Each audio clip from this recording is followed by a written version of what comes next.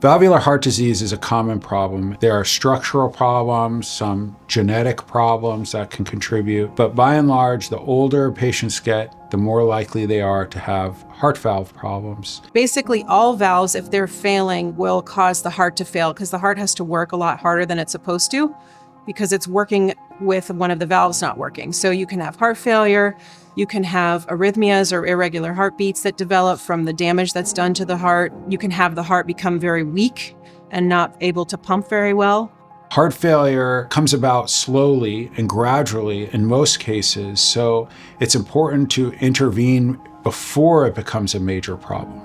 They have a hard time wrapping their heads around the fact that they have to have surgery because they're asymptomatic. They feel fine. It's very difficult for them to feel like it's the right thing to do to have surgery because they don't even feel bad. For patients who have bad valves that either don't open well or don't close well, a lot of them we can fix, so we can repair their valves. But for some patients who have valve disease that's fairly advanced, those valves need to be replaced, and then we replace those as well. Now, technology and basic science have advanced to such a degree that a significant portion of the valve operations that we're doing now, some by ourselves and some in collaboration with our cardiology colleagues. Everyone wants to have a minimally invasive technique. It's not always the best approach. And in some instances, the safest and the most effective approach is the traditional open heart surgery.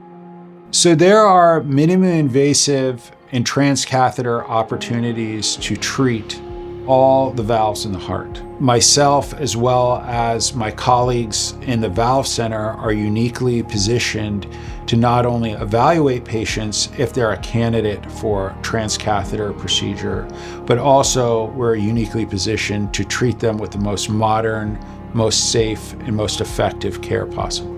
I would say that I have one of the largest experiences of robotic mitral valve surgery in the world. I've done thousands of these cases. For me, it's very routine to use the robot.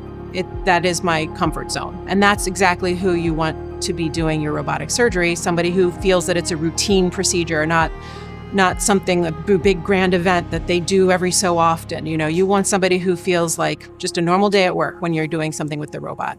The fact that I am an expert in both open heart surgery as well as transcatheter valve procedures really provides patients with an unbiased perspective on what's going to be the best treatment for their heart valve problem. Cardiologists can only treat with a catheter, and whereas most heart surgeons can only treat with open heart surgery, since I can do both and do both, patients have a very unbiased perspective on what's going to be the best treatment for their valvular heart disease. We were one of about only 24 hospitals in the country to receive the coveted Mitral Valve Repair Reference Center Award. We have also received the highest 3-star rating from the Society of Thoracic Surgeons at both Weill Cornell Medicine and the regional hospitals. One of the great things about working with such a collaborative group of people that you can share each other's experiences, share each other's knowledge, and it really translates into great things for the patients. You should know whether it's decided that you need to have open heart surgery or a transcatheter procedure for your heart valve problem. In both cases, it's going to be safe, it's going to be effective, and you're going to be able to live a normal life once you recover.